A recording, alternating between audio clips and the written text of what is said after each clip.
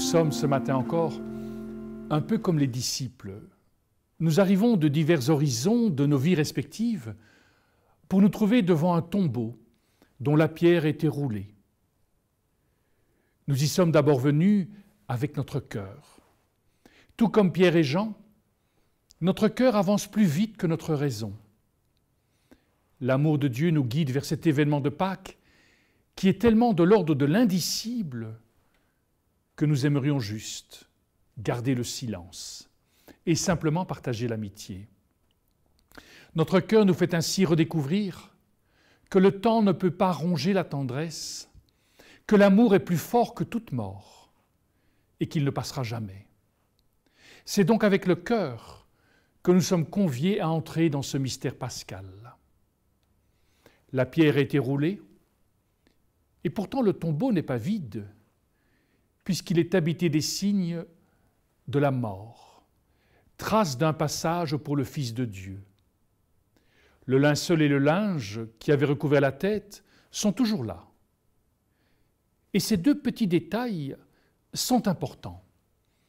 En effet, rappelez-vous, lorsque Lazare sortit du tombeau, il avait dû être délié de ses bandelettes. Cette fois, il n'en est rien pour le Christ. Il a été ressuscité par le Père.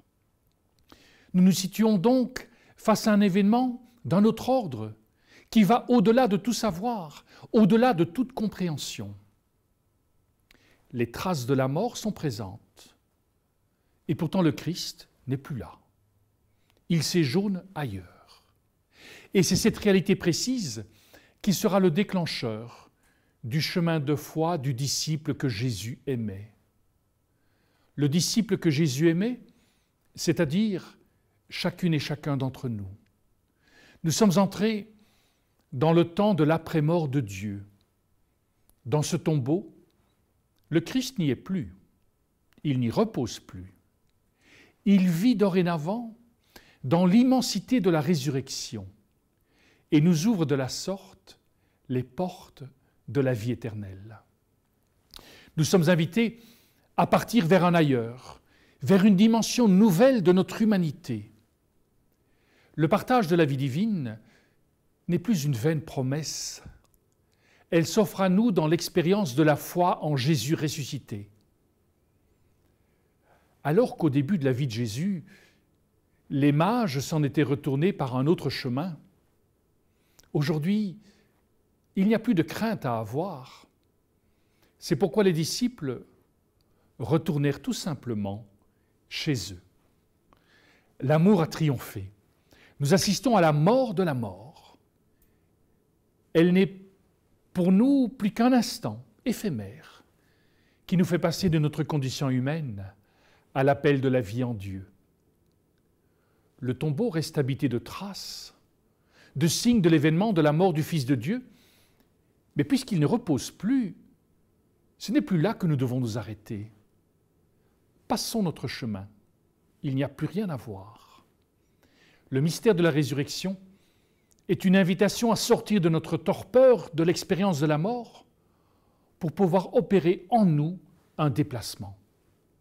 En effet, nous quittons le champ du savoir et de la connaissance, en d'autres termes, le champ d'une certaine forme de maîtrise, de contrôle, et nous entrons tout en douceur dans l'espace de l'inattendu de Dieu, où nous sommes invités à voir dorénavant autrement ce que nous traversons. Comme toute expérience de deuil, nous passons ainsi du temps de l'absence à celui d'une nouvelle présence à apprivoiser. Cette présence est à la fois toute différente, mais non pas moins intense. Nous accédons à un autre ordre relationnel où il n'y a plus de limites. Et c'est par le cœur que nous sommes à jamais reliés. Dès lors, s'il est vrai que nous ne pouvons entrer dans le mystère de Pâques qu'en le vivant, reconnaissons que nous pouvons déjà l'approcher par le biais de l'amour qui nous lie, qui nous relie au Christ, qui est allé jusqu'au bout de sa tendresse pour nous.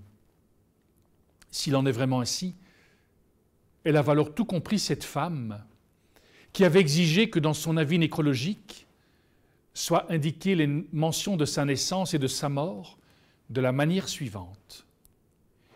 Né pour mourir le 27 juin 1934, morte pour vivre le 17 novembre 2008. Car comme le souligne un humoriste, quand on meurt, c'est pour la vie. En effet, grâce à l'événement merveilleux du mystère de la Pâque du Christ, notre vie s'inscrit dans un temps. Notre mort ne durera qu'un instant et notre résurrection se perpétuera pour l'éternité. Que cette espérance nourrisse dans l'amour notre foi. À chacune et chacun d'entre vous, une très belle fête de Pâques.